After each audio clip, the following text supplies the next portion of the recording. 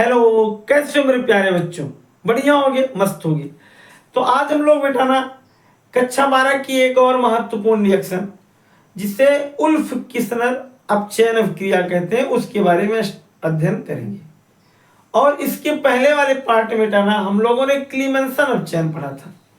वैसे जनरली क्लीमेंसन और उल्फ किस्नर ये दोनों रिडक्शन ऑफ क्रियाएं कार्बोनिल समूह से रिलेटेड क्रियाएं हैं। लेकिन एक वर्ड ध्यान देना, कार्बोनिल समूह में कार्बोक्सिलिक भी आता है, उसके लिए नहीं, ये केवल एल्डिहाइड व कीटोन पर अप्लाई होती है। बात समझ में आई? तो उल्फ किस्नर हो या क्लीमेंसन हो, दोनों एल्डिहाइड और कीटोन पर अप्लाई होती हैं, लेकिन दोनों में एक छोटा सा अंतर है, हम लोग पढ़ते वक्त चलेंगे। और बात रही क्लीमेंसन की, तो इसके पहले वाले पार्ट में जाकर के देखना, मैंने क्लीमेंसन का वीडियो बनाया है, उसको डाला है, उस पर जाकर के क्लीमेंसन रिडक्शन पढ़ लेना बेटा। ये बोर्ड के लिए एक महत्वपूर्ण रिएक्शन है। चलो तो उल्फ किस्नर को ध्यान देते हैं। इन्होंने क्या कहा कि जब कभी कार्बोनिल समूह, जैसे ये देखो ये है, और लेकिन मैंने एक चीज कहा, एल्डिहाइड कीटोन पे अप्लाई करना, कार्बोक्सिलिक पर नहीं। तो एल्डिहाइड व कीटोन को क्षारीय माध्यम में, देखो यहां मैंने क्षारीय माध्यम लिया, और बात अगर क्लीमेंसन की होगी तो वहां अम्लीय माध्यम होगा। समझ में आई?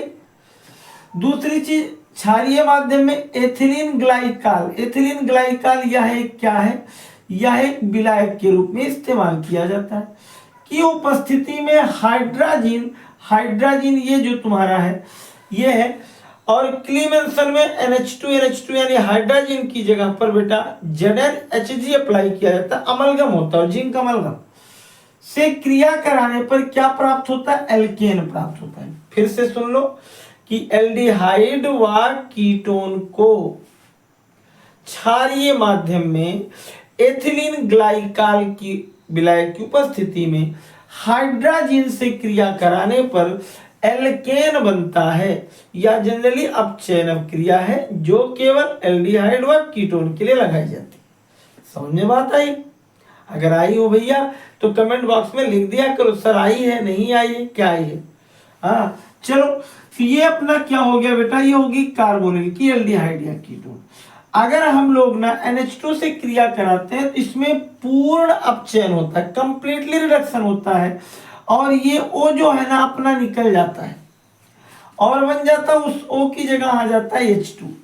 देखिए चलो मैं एक अप्लाई करता हूं पहले एल्डिहाइड के लिए। देखो यहां मैंने ले लिया एल्डिहाइड में ये C, और यहां मैंने लिख दिया H, ये मैं डबल बॉन्ड लगाया, और मैंने यहाँ क्या काम किया, इसमें कौन सी चीज लगा दी? हाइड्राजीन। क्या लगा दिया? हाइड्राजीन। यहाँ मैंने बेसिक मीडियम लगाया KOH, और ग्लाइकाल हो गया, लिख दिया। और अब इनके साथ अगर क्रिया कराओगे ना बेटा तो ये दोनों O, यानी O यहाँ से निकल जाएगा, और यहाँ जनरली क्या बन जाएगा? यहाँ जनरली बन जाएगा ये CH2 और यहाँ H।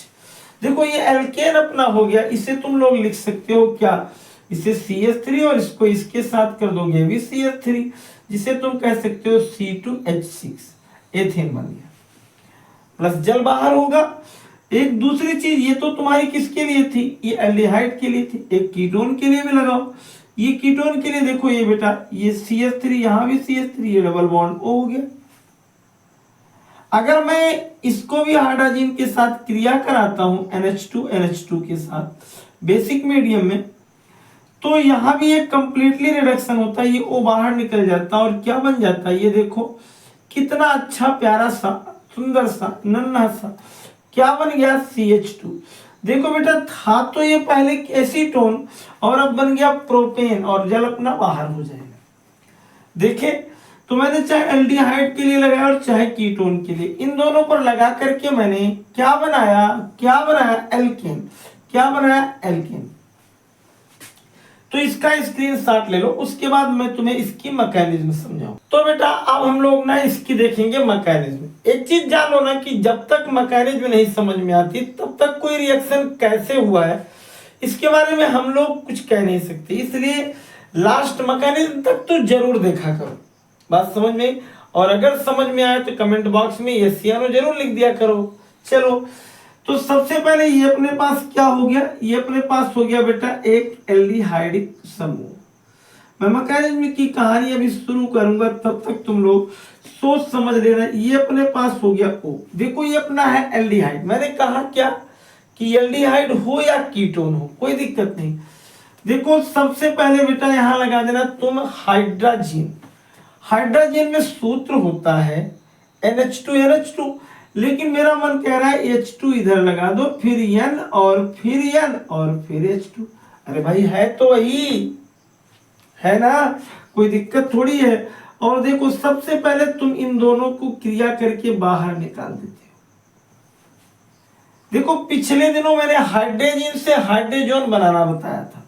तो सबसे पहले जब इसका जल बाहर होता है बेटा, ये जल इसका क्या हो गया, बाहर हो गया ना, एकदम मस्त से समझो यार, हो गया। तो ये देखो नाइट्रोजन इसका दो H बाहर हुआ ना, और यहाँ डबल बॉन्ड से दो ऑक्सीजन अरे एक ऑक्सीजन निकला, डबल बॉन्ड रिक्त हुआ।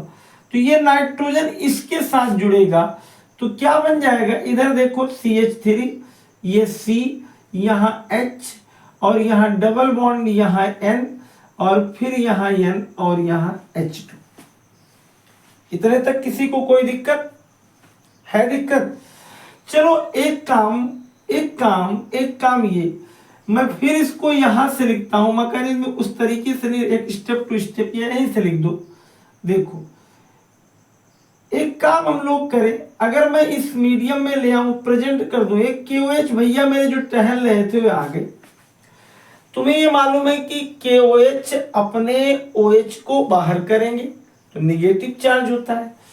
ये ऐसा अच्छा नहीं लग रहा है, इसको एक काम करें ऐसे लिख दें। देखो यहाँ H2 था, एक ही H यहाँ रहने दें और एक ही H ऐसे लिख दें, कोई दिक्कत? इस OH का निगेटिव अगर अपने इलेक्ट्रॉनों को इस पर देगा बेटा तो क्या होगा, यह अपने ये दोनों इलेक्ट्रॉन को ट्रांसफर कर देगा इस N पर, इस N पर, सोच समझ के, किस N पर, इस N पर। तो यहां अगला मेरा कंपाउंड क्या बन जाएगा, CH3, ये C, ध्यान देना यही तुम लोग दिमाग थोड़ा सा लगाओगे, ये H, ये डबल बॉन्ड N, और अगर ये यहां से दोनों इलेक्ट्रॉन का ट्रांसफर किया तो यहां तुम्हारा क्या बन गया, यहां तुम्हारा बना सिंगल बॉन्ड और ये N, एक मैंने यहां माइनस लगाया और मेरे पास एक था H। क्या कोई दिक्कत? इतना तक तो समझ में आ गया, कोई दिक्कत तो नहीं है। इसके बाद ना इसके मार्केट में एक चीज ले, यहाँ बेटा होता है रेजोनेंस। क्या होता है? रेजोनेंस। और रेजोनेंस होगा ना तो इसका इलेक्ट्रॉन सबसे पहले यहाँ आएगा और फिर से यह इलेक्ट्रॉन ट्रांसफर होगा कहाँ, यहाँ। और जब यह इलेक्ट्रॉन यहाँ ट्रांसफर होगा तो ये सबसे पहले इस तरीके से बन जाएगा, देखो ऐसे, यहाँ C माइनस, यहाँ देखो ये सिंगल बॉन्ड केवल बनाएगा। क्या बनाएगा? क्या बनाएगा? Single bond. और सिंगल बॉन्ड बनाने के बाद यहाँ N के पास होगा डबल बॉन्ड और यहाँ होगा H। ये रेजोनेंस हुआ है। क्या हुआ है? रेजोनेंस। इतना समझ में? मैंने कहा ये वाला इलेक्ट्रॉन इसके पास है और इसने इसको ट्रांसफर किया, जब C पर आया, C पर मैंने नेगेटिव लगाया और इसको यहाँ डबल बॉन्ड कर दिया, कोई दिक्कत? अब इस डबल बॉन्ड के अरे इसके लिए मेरे पास पहले से विद्यमान था H2O। देखो इस H2O में क्या होता है, H पॉजिटिव चार्ज, और ये H पॉजिटिव चार्ज यानी इसमें होता है H प्लस। एकदम मन से समझना, इसका जब तक पोस्टमार्टम नहीं कर दूंगा छोड़ूंगा नहीं है। यहां से जो ये H प्लस है वो A यहां आके जुड़ जाएगा और जब इस C के पास आके जुड़ा तो यहाँ CH3, ध्यान देना यहाँ क्या बनेगा, यहाँ बनेगा, यहाँ मैं बना दे रहा हूँ, ध्यान देना, यहाँ बना दिया CH3, ये मेरा C है और ये मेरा H है। ये यहाँ निगेटिव को खत्म करने के लिए H आ गया, मैंने H लगा दिया, सिंगल बॉन्ड N लिखा, डबल बॉन्ड N लिखा और यहाँ लिख दिया H, कोई दिक्कत? और फिर प्रेजेंट हो गया वही जिससे दुनिया डरती थी, क्या? KOH। तो बेटा जब ये KOH जो था ना, उसने जैसे ही अपना OH इसको दिया, ये H2 के रूप में बाहर हुआ, H2O के रूप में, और यहां से ना इस इलेक्ट्रॉन को जो H था उसने अपना इलेक्ट्रॉन जब इसमें ट्रांसफर किया, ये रखेगा ना, इसने इसको दिया, ये भी नहीं रखेगा, और ये इसको ट्रांसफर कर दिया कार्बन को। यहां मेरा अगला बनने वाला कंपाउंड हो गया कार्बन में, ये फिर ये देखो H, ये देखो H, और इस पर बेटा एक लग गया निगेटिव। कोई सोच रहा होगा कि सर नाइट्रोजन ही क्यों बाहर होगी, वो भी बेसिस ऑफ एंट्रोपी का प्रभाव है वो, जिसके कारण वो बाहर हो रही। और यहां मेरी कौन सी गैस निकल गई, नाइट्रोजन।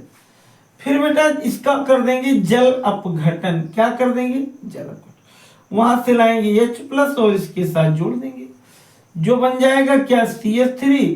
फिर यहां बन जाएगा क्या, CH3, और ये लल्लू क्या बन गया, ये बन गया एथेन।